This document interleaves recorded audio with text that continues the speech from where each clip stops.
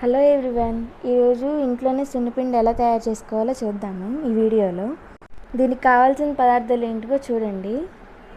ఇది వేపాకు మంచిగా కడిగి ఎండబెట్టిందండి. వేళ్ళు, ఇది ఒట్టి వేళ్ళు, ఇది మంజిష్ట, ఖర్జూరం, ఇవి మంజిష్ట మంచి స్మెల్ వస్తుంది. పళ్ళు, ఇవి యాక్నీని తగ్గిస్తుందండి. ఉసిరికాయలు, పచ్చకర్పూరం మంచి స్మెల్ వస్తుంది, బాడీకి స్కిన్ గ్లో అయ్యేలా చేస్తుంది.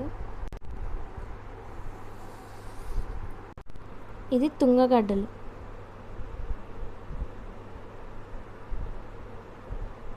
ఇవి బావంచాలు,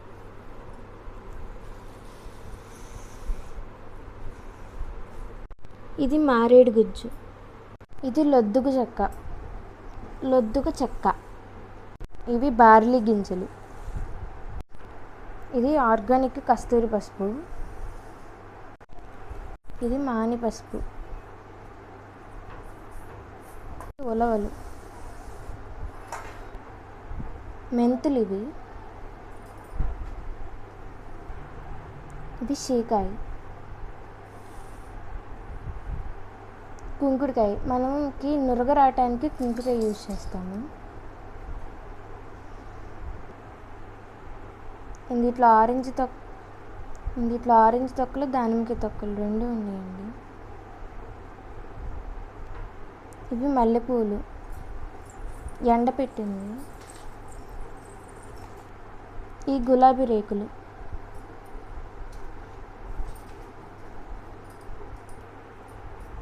ఇది మర్మం, స్మెల్ బాగుంటుంది. బియ్యం,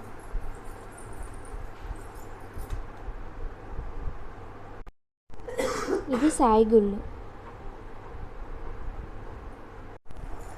ఇది ఎర్రకందిపప్పు, స్కిన్కి మంచి కలర్ వచ్చేలా చేస్తుందండి.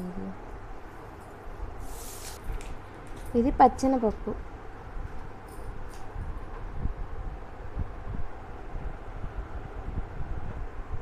ఇవి ఎర్ర శనగలు,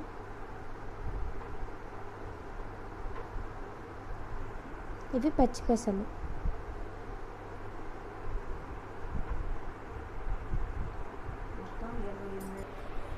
ఇవి మొత్తం 28 రకాలండి. ఈ సున్నిపిండి మొత్తం 28 రకాలతో కూడిందండి.